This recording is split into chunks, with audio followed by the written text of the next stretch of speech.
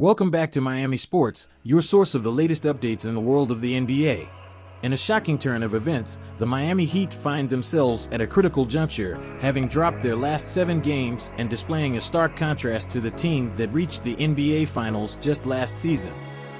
Head coach Eric Spoelstra's squad currently languishes in the 22nd spot in offensive rating, prompting former NBA champion Kendrick Perkins to advocate for a significant shakeup.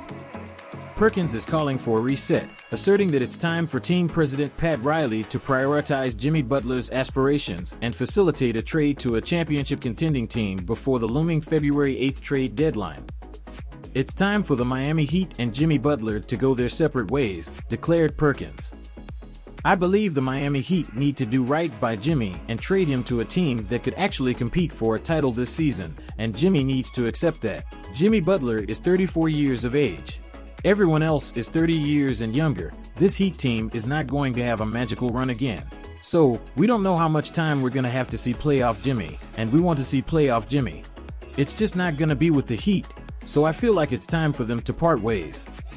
Despite the Heat's current struggles, it's important to note that they faced similar challenges last season, ultimately reaching the NBA Finals after qualifying for the playoffs through the play-in tournament. This resilient nature has established Miami as a team that should never be underestimated. The prospect of trading Butler seems unlikely at present, with Riley's reluctance to entertain such notions unless the star player himself requests a trade. The Heat are more likely to focus on building around Butler, aiming to complement his skill set and match his competitive spirit on both ends of the court. However, if the current downward trajectory continues, and the Heat miss out on the postseason, tough decisions may loom in the summer. Butler, set to enter his age 35 season, still has 2 years remaining on his substantial $146 million deal, with an average annual income of $48 million.